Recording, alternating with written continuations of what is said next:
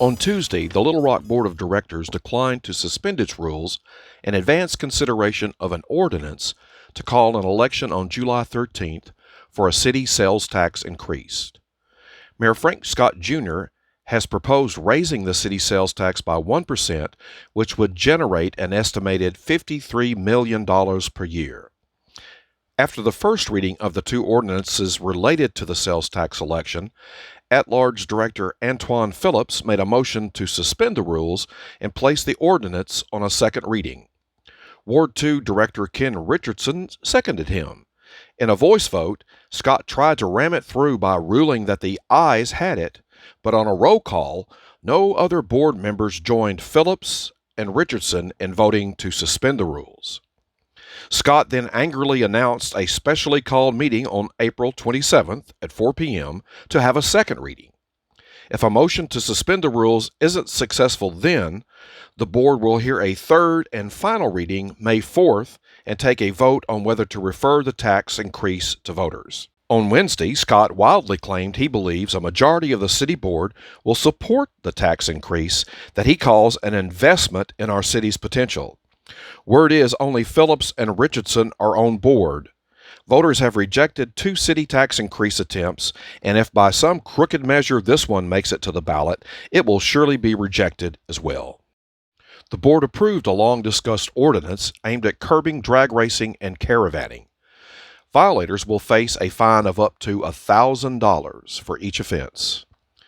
City Attorney Tom Carpenter said, "This is about illegal actions that are a threat to public safety and welfare. The intent of the bill will be considered by law enforcement and prosecutors," he added. "This ordinance will adversely impact people of color. If you don't believe that, just camp out at the city traffic court and see who gets charged for violating this ordinance." Alan Scott Pillow of Paragould, Arkansas, a former Arkansas State Police investigator and a lieutenant with the Greene County Sheriff's Office, was sentenced to 2 years in prison and fined $15,200 on April 21st after pleading guilty late last year to stealing more than $30,000 in government funds when FBI agents set him up in a sting operation in late 2019. Pillow was arrested November 5, 2019, after the sting operation in which Pillow pocketed $30,400 in cash that he believed was part of a $76,000 illegal drug proceeds which he had recovered from a planted rental vehicle. The money was recovered the next day after a search of Pillow and his home. He pleaded guilty in December 2020 to one count of theft of government property before U.S. District Judge Lee P. Rudofsky. According to the complaint, FBI agents contacted Pillow on November 4, 2019, to request that he search a vehicle parked on the Lowe's parking lot in Paragould, Arkansas. Agents told Pillow that they were Tennessee law enforcement officers who had tracked the vehicle from Tennessee but lacked authority to do anything more than keep the vehicle under surveillance outside of the state. The complaint also said the vehicle had been left in the parking lot, unattended, with a glass pipe and a partially opened red backpack in plain view from the outside of the vehicle. The backpack contained the $76,000 in cash and 10 bundles of $7,600 each, with the serial numbers recorded by the FBI. Pillow searched the vehicle and confiscated the backpack and the pipe. Then he headed to the Greene County Sheriff's Office after telling investigators he would let them know how much money was in the backpack once he had counted it. Later that day, Pillow called back one of the undercover officers and told him he had recovered $45,600 from the backpack. The next morning, FBI investigators executed a search warrant on Pillow's home, his department-issued vehicle, and the narcotics office at the Greene County Sheriff's Office, along with the evidence storage area. According to court documents, Pillow was found to have $2,300 in cash in his pants pockets that matched the missing money. Another $23,820 was discovered in a safe hidden inside of a cooler in the attic of a detached garage at Pillow's home. The remaining $280 was not recovered.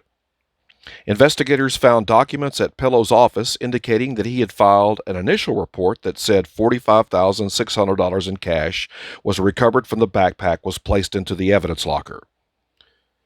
It wasn't his first time the disgraced former Arkansas state trooper was involved in a situation with cop money, though. In 2014, Pillow was employed by the Arkansas State Police as a sergeant in an undercover capacity. He was caught exchanging $600 of his personal funds for an alleged counterfeit money in an undercover operation and being untruthful in an internal investigation. Pillow should have been fired, but was only demoted to the rank of corporal with a reduction in pay. The demotion didn't last long, as this social media post made by the Arkansas State Police indicates. He had his former rank and pay back by July 2016 in spite of his being a documented liar. We have a serious problem here in Arkansas and throughout the United States with law enforcement agencies that have corrupt, lying cops on public payrolls instead of having their law enforcement credentials permanently revoked.